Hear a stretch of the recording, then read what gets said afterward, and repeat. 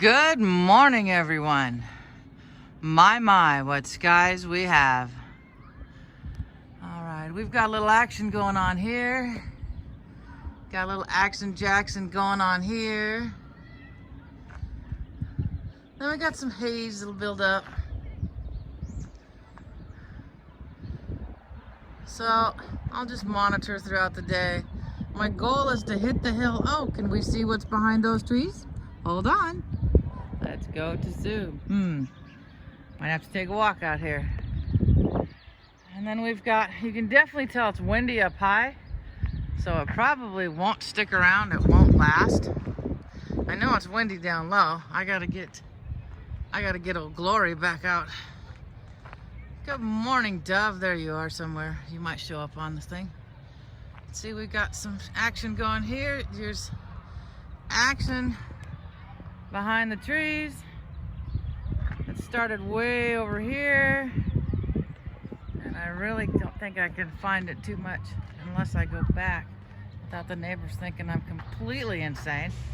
Yeah, so it's a nice, good long line, and we can say, good morning, Mr. Sun. Let's get you off of ×2 zoom. Alrighty, I don't know if those weird colors are gonna show up on the film, but they show up on my camera, at least on my side of the phone. All right, guys. Oh, as New Jersey Weather Warfare says, active shooter up above at about the 11:30 position. Okay, guys, have a fabulous day. I was extremely busy yesterday. Today is nice and slow. Tomorrow is another busy day. Gotta have mom in for a 10 o'clock appointment. Ugh. All right, guys, have a wonderful day. Much love. I'm out. 2:25, 1200 UTC. The new chart shows a slight increase in activity that started shortly after midnight UTC, with a series of very light isolated peaks that reached power 8. At 5:30 UTC, 12:30 in the local timeline, there was the most significant movement which reached power 13.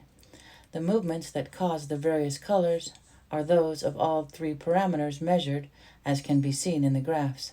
Statistically, during the strongest peaks, a decrease in the mere frequency can be noted which, even if of magnitude around 0.4 Hz, decreased to 7.41 Hz in today's case, has a significant impact on the composition of the coloring on the main graph, and most likely on ECC. In this regards, at the bottom of the ECC dedication page, there is an experimental table that calculates the total of variations in a very empirical way. If someone wonders what is causing the dotted line in the main graph, that is apparently the measurements of the dependencies of frequency, F4 showing a constant value just above 24, increasing to 25 in the later hours. This increase corresponds to the F1 frequency oscillations mentioned above. 2:25, 1700 UTC. The slight activity continued until the end of today's chart. The maximum values reached were not significant. Found on Disclosure News IT. Link to the EEC dedication page will be in the description. 2:25, 1700 UTC. The slight activity continued until the end of today's chart. The maximum values reached were not significant. 2:26, 11:30 UTC. The new graph shows a slight activity that occurred at 9 UTC. There have been variations in amplitude up to 10, as well as movements both in quality at 14 and in frequency that had dropped to 7.21 Hz. At 3:30, the amplitude reached as well 10, but the lack of movements and other measurements led to much less significant peak. In our empirical ECC calculation table, for example, the two values are ECC 17 for the first and ECC 37 for the second. Found on disclosurenews.it.